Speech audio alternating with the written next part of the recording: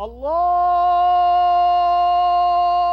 Akbar, Allah. Cairo, Egypt has some of the most beautiful mosques in the world, and that's one of the reasons we use several of them at the beginning of the series, because they so beautifully show how architecture can be used to glorify God.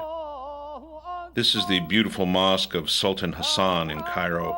It's known for its monumental dimensions and opulent decoration, much of it carried out by craftsmen who were brought from Syria and Iran.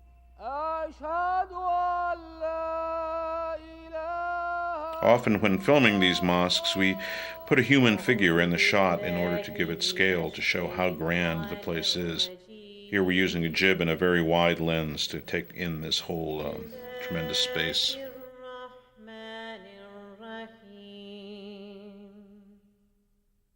The open courtyard here has many hanging lamps, quite beautiful, opening to the sky. This is the Mosque of Ibn Tulun. It's a much older construction. The spiral minaret was actually modeled on one from Iraq in Samarra. You can see here the simplicity, the geometric simplicity in this shot taken from the minaret.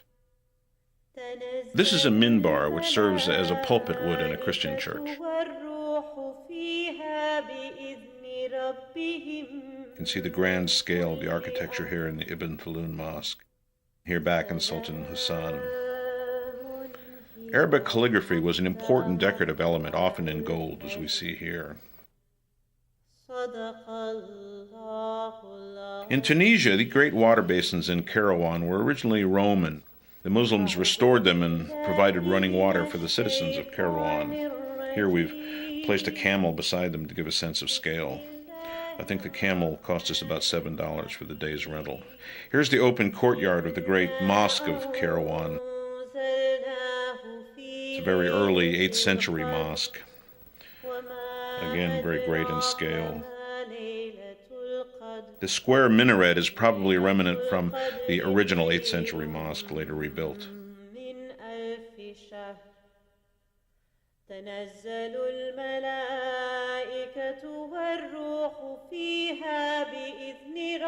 This is the Great Mosque of Damascus, the earliest surviving monumental mosque in the Islamic world. It was the first mosque to have minarets and was converted from a Christian church of St. John. It became the architectural model for mosques all around the world, and eventually was given a shrine to the head of John the Baptist. Here we're inside the great Suleymaniye Mosque, built for the Sultan Suleiman the Magnificent in the 16th century. The Ottoman architect Sinan's greatest work, really the finest example.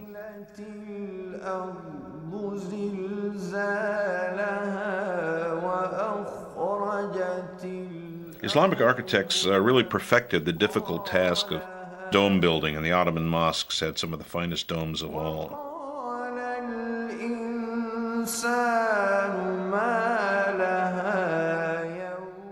The domes were often topped off with a beautiful gold ornament, sometimes with the symbolic gold crescents at the very end.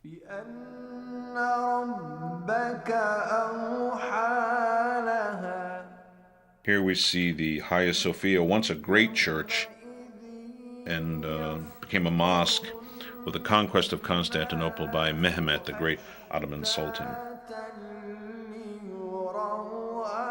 It was originally built by the Byzantine Emperor in the 5th century. Here again, the great architect Sinan used it as a model for the Suleymaniye. The interior spaces are magnificent. It was originally the largest enclosed space in the world.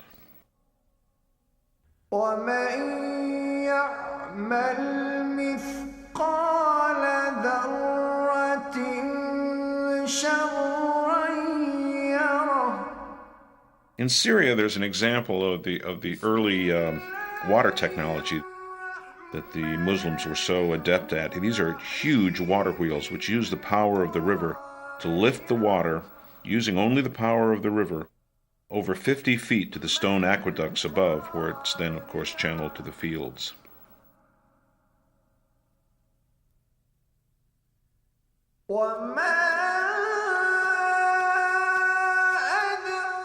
This is the beautiful Alhambra in Granada, Spain, the oldest surviving example of a medieval palace.